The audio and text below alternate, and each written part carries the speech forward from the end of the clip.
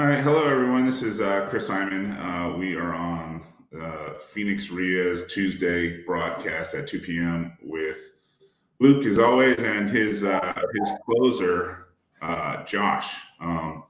Obviously, I spent most of my time at trustee sales. My kind of cut my teeth on trustee sales.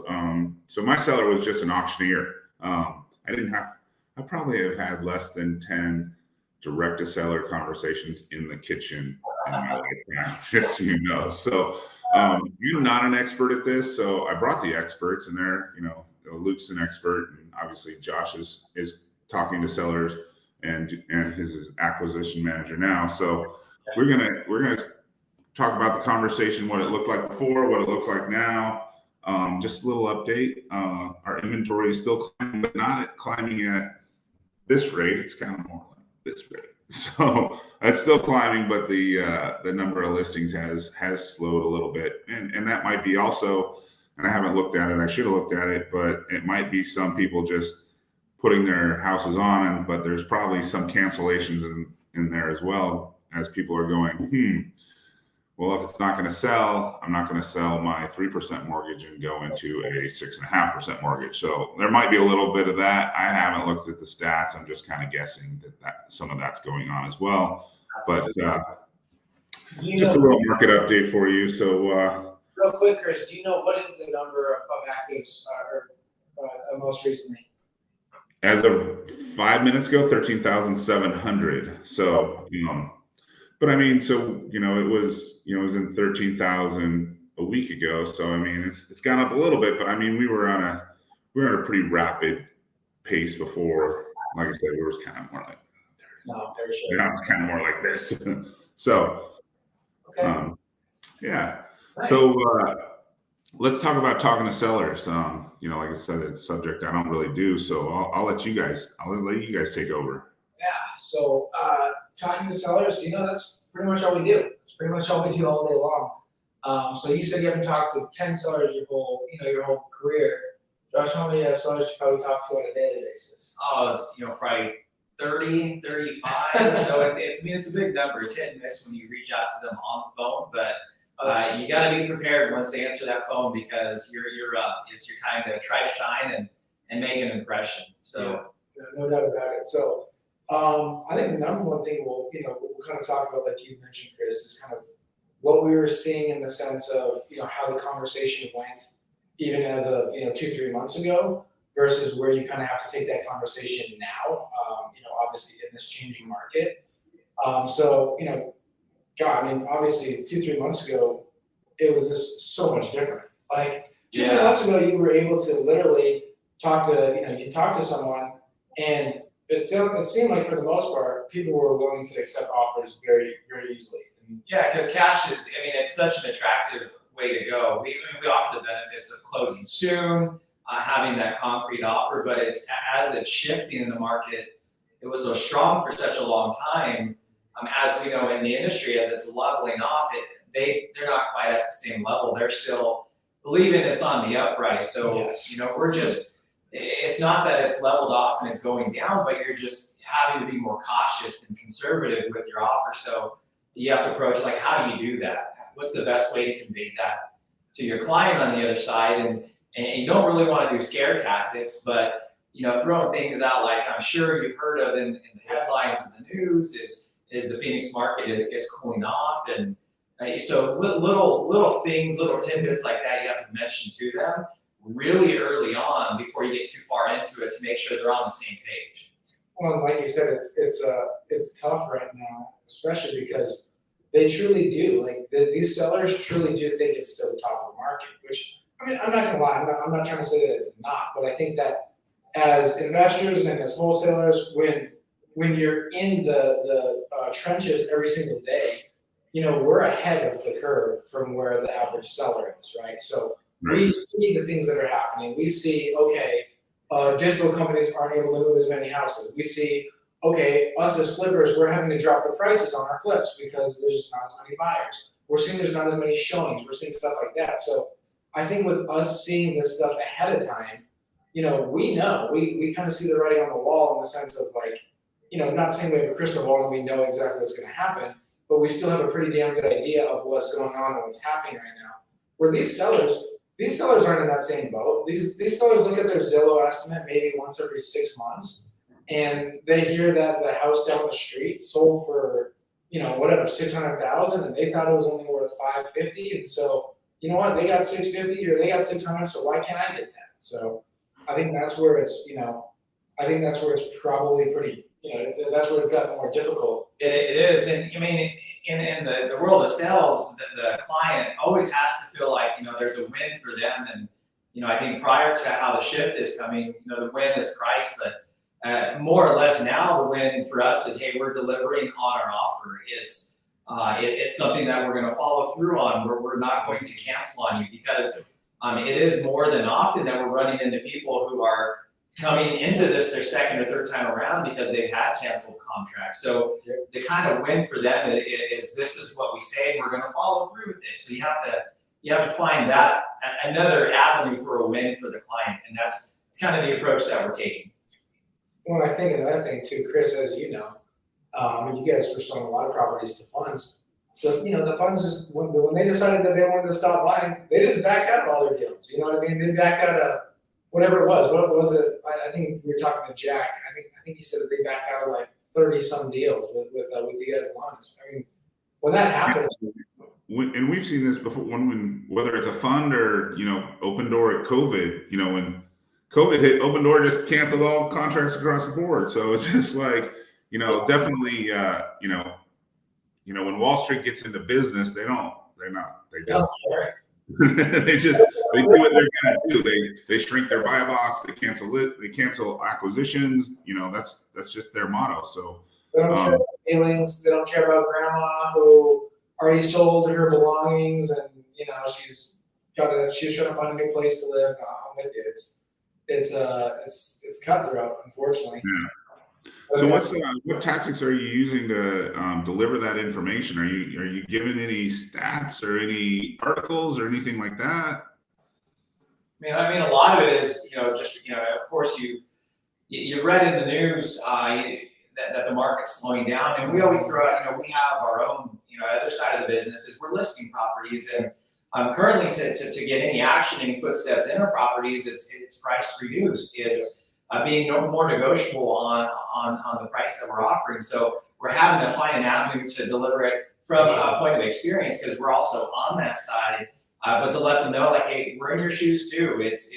We see the market slowing down, so you have to understand. And a lot of people are just gonna not believe you, and whatever, I'll just list it with my realtor. So I mean, then the approach on that is just to agree with them, and we buy properties all the time where we didn't have that opportunity the first time around, and now you're calling us 45 days later because your realtor couldn't perform, and now we're back on the table. And like one little piece that we'll throw out there is, of course, at that time in 2 months, the market will have adjusted, and our number may come down again. So, again, we can offer concrete closing at this and this and this. Just throw it out there one more time, and some of them will take that, and it does us both a favor, because there's no lie about it. It is very true. And as Josh said too, it's not necessarily us trying to like give them a scare tactic of Not at all. Oh, well, our price might come down.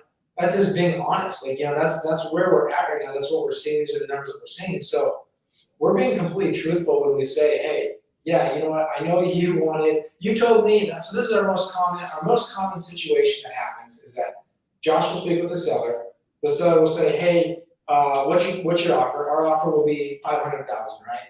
And they'll say, hey, I've got another wholesaler right now that's willing to give me $520, and my agent says I can list it for $575. So you're low. So then exactly what Josh just mentioned, we'll come in and say, okay, no worries. Well, just so you know, at that 500 for us, we will perform at that 500. That is the number for us. You got nothing to worry about. We'll move forward with it.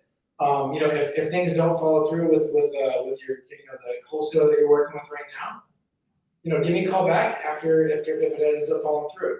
So more times than not right now, Josh is getting that phone call, whether it's 11 days later after the 10-day inspection period, or if it's a month later, and they're saying, hey Josh, so that 500, is you good for that 500? And it's like, oh, what happened? oh, well, yeah, the other guy I was working with, he said that he just can't make it work anymore. So I mean, that's what we're seeing is that, a lot of times you're getting these wholesalers that are coming into this industry where they're just trying to get a deal. They're just trying to get something under the belt. So they're putting it under contract, obviously with an inspection period. But then as soon as they can't perform because they did a price that didn't make sense, and we knew that price didn't make sense, then the seller's having to come back to us and try to renegotiate, saying, hey, can you still do that 500? And that's where Josh said, okay, well, you know what, from that point, we'll come in and we'll say, you know what, closing 30 days from now, I don't know if I can be at 500 anymore. And again, that's just how it works, Yeah, well, a lot of wholesalers' mindsets, 2 months ago were just like, doesn't matter the price, we got an inspection period, let's grab it, right? Because we could probably sell it. Just get it under contract. Yeah. Yeah. It's a whole different thing. You're actually gonna have to take time to comp it, evaluate the comps that you're looking at. What condition are those in? Like actually spend the time to go look at the pictures and be like, oh, is that a decent comp or is that No, exactly. So I think that being truthful, that's something that we kind of pride ourselves on, Viking. And that's what, Absolutely. When we talk to when we bring guys on with our team, we make sure that everyone knows that is one of the things that makes us stand out from other companies, from other wholesalers, from other people in general, is that we're going to go ahead and follow through with what we say we're going to do. Yeah.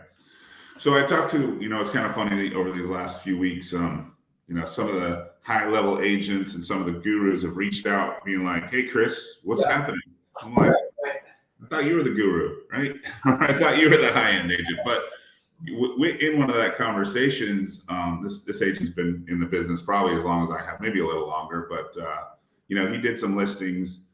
And so his kind of strategy, and let me know if you're kind of relaying any of this message to them. He was like, all right, well, we can list your house at that price. And he's like, do you want to be the listing that's on the market for the next 60 days and has 6 price drops? Or do you want to just, let's go down here right now and you want to be the next listing that's sold? And he said that's what his conversation was to sellers.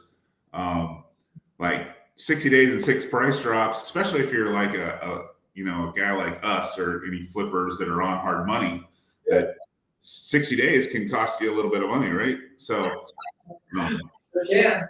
So it was kind of an interesting conversation that I had when he called. He's like, yeah, I'm switching back to that conversation. Do you want to be the guy that sells tomorrow?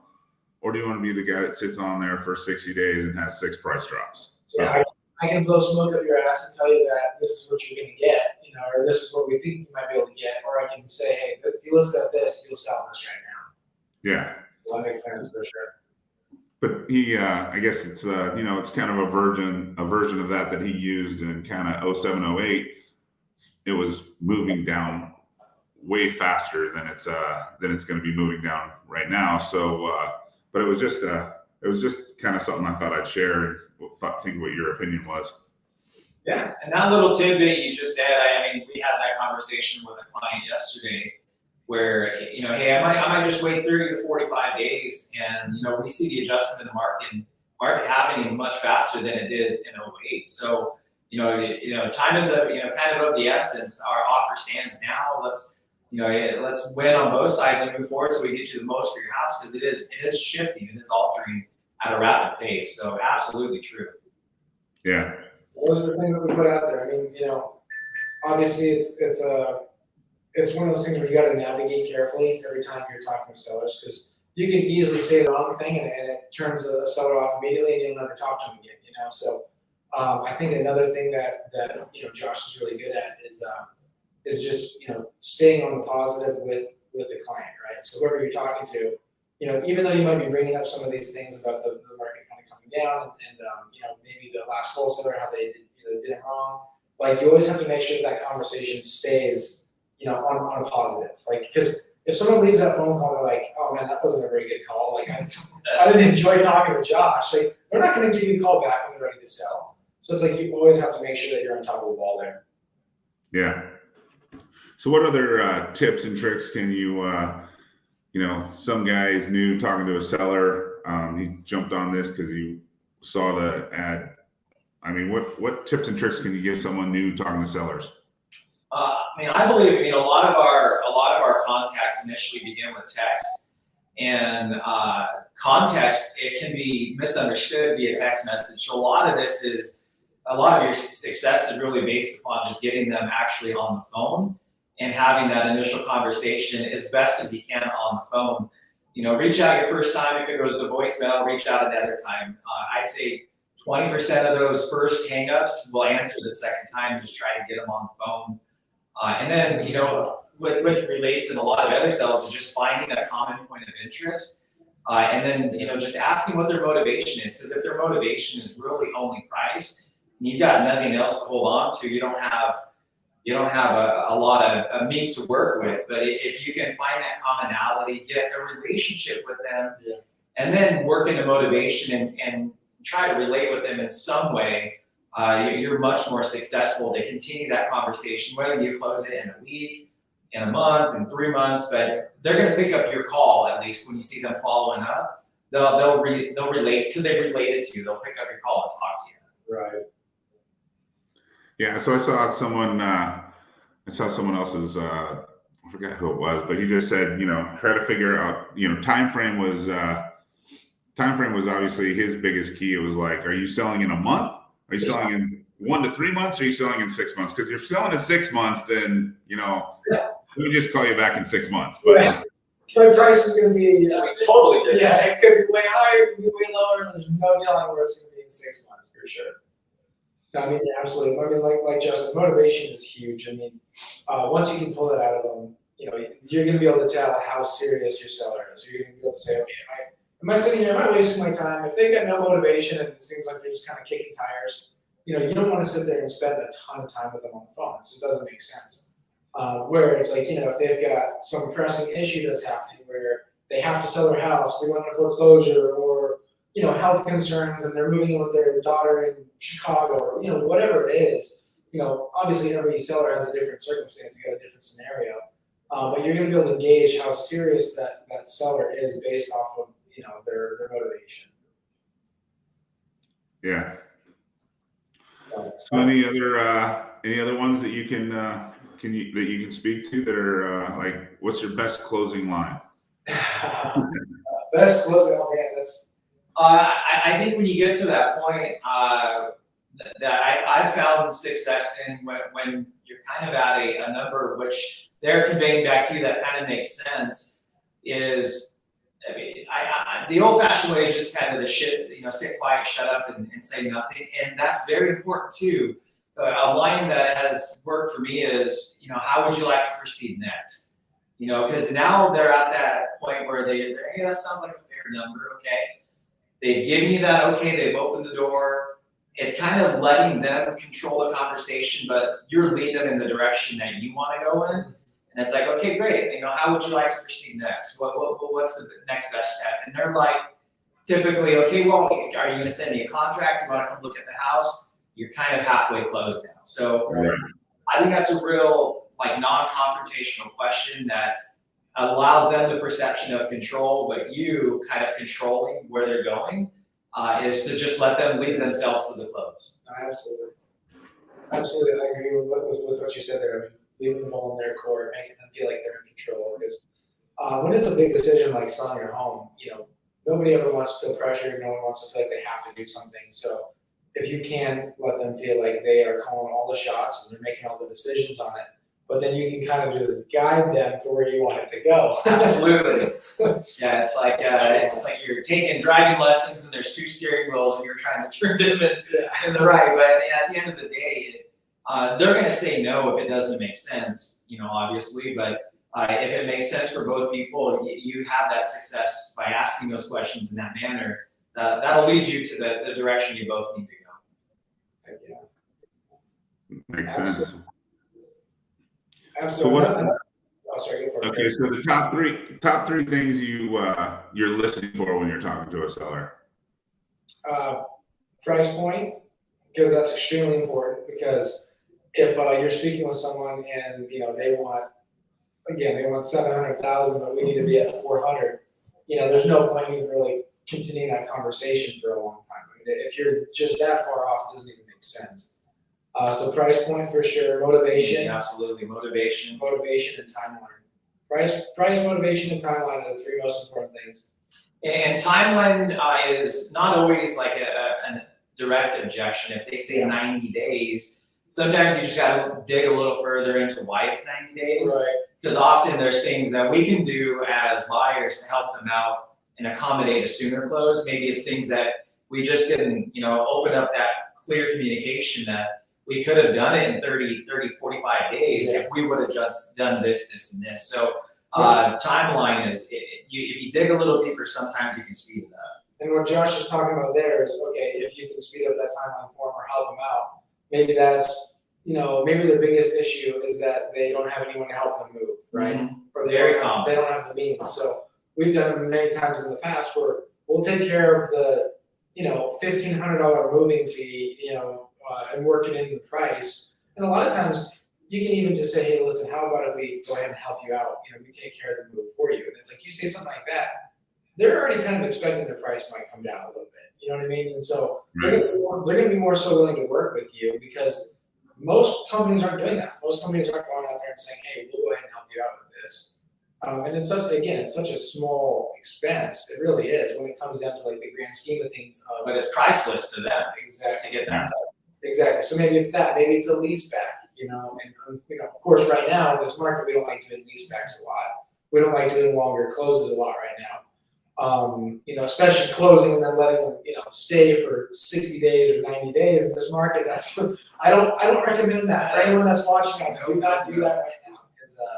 The whole, go ahead and let you stay, lease back, whatever. That was just because you needed the deal. So you were trying to do everything you could get the deal because everybody else wanted the deal too. Exactly.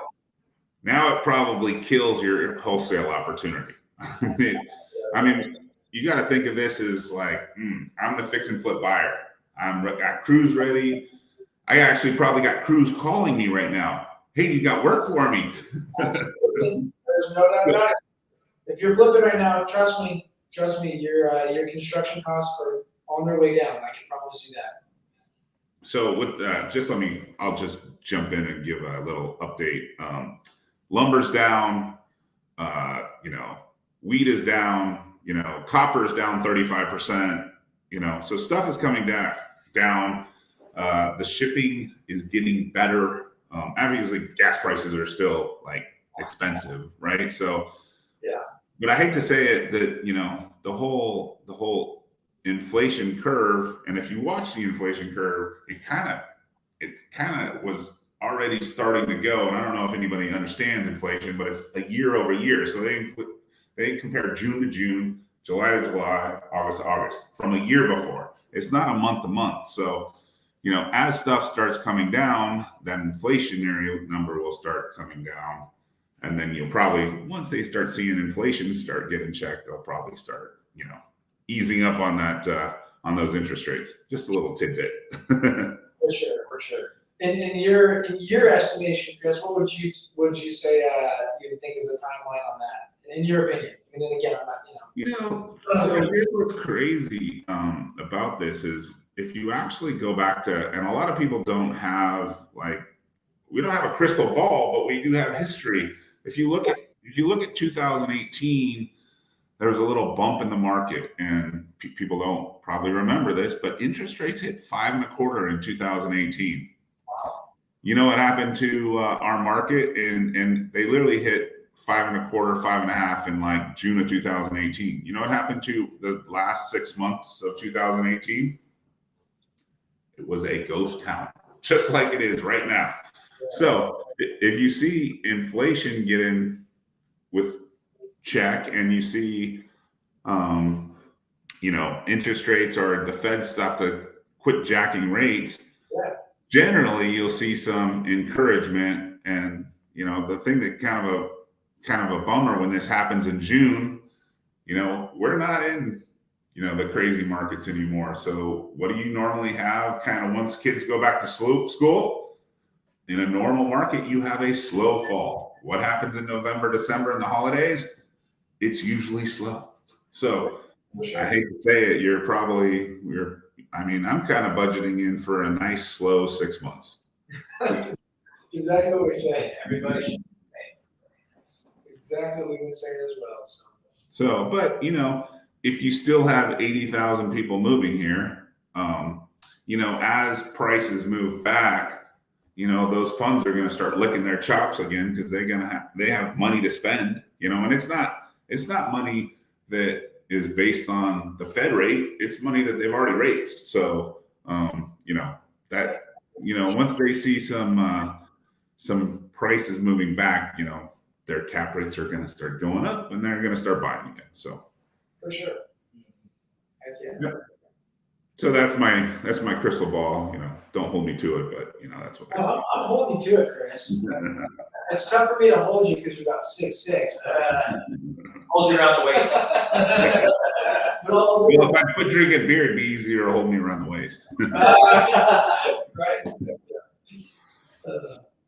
Well, that's so last question for you guys. Have you gone a little bit conservative? And I'm sure you got an agent on your team, but are you like, okay, you know, I can't pay 80 cents on the dollar, but can I list your property? Is that a route that you guys are taking, or are you just saying call me back when you get it down to a real number?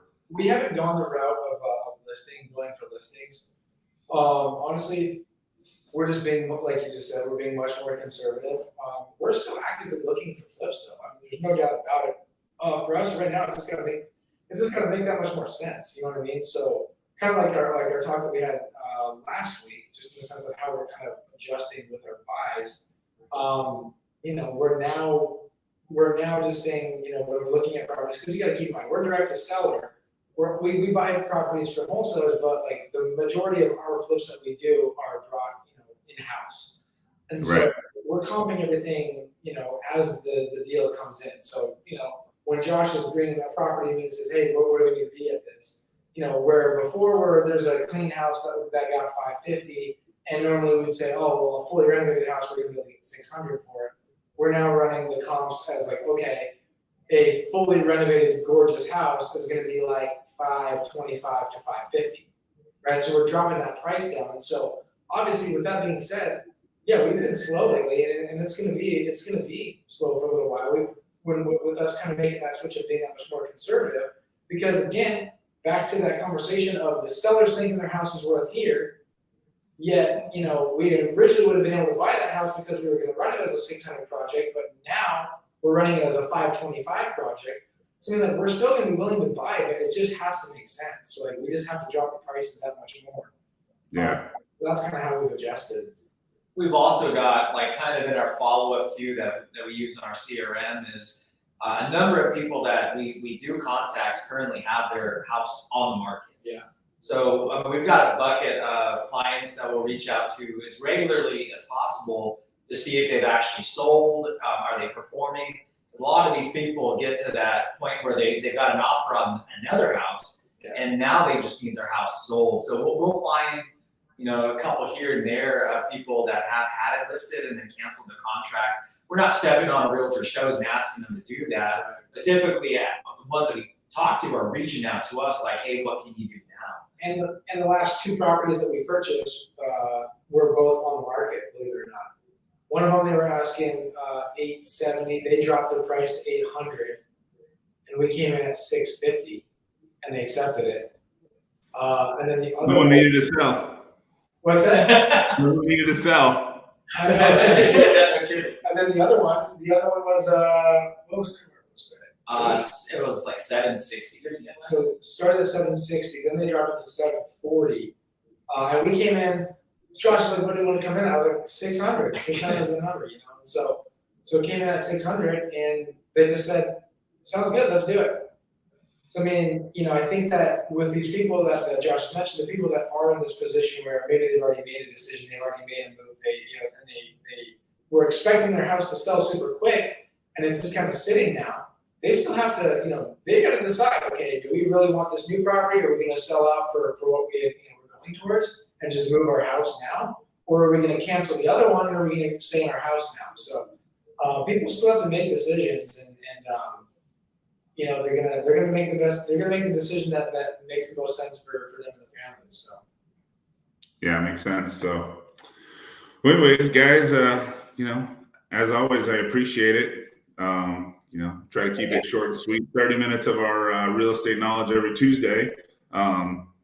Luke and I will be back here next week. I think I'm going to jump into foreclosures next week. We touched on Luke's expertise. I had a couple people go, let's learn about foreclosures. We think more is coming, and more is coming for sure. There's without a doubt more coming. For sure.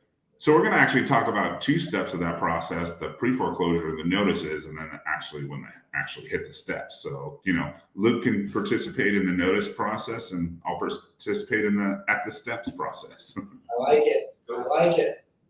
So, all right, great talking to you guys. Joshua, thanks for joining us. Thanks for having me. Josh. It was fun. You need a job? You want to come close for me?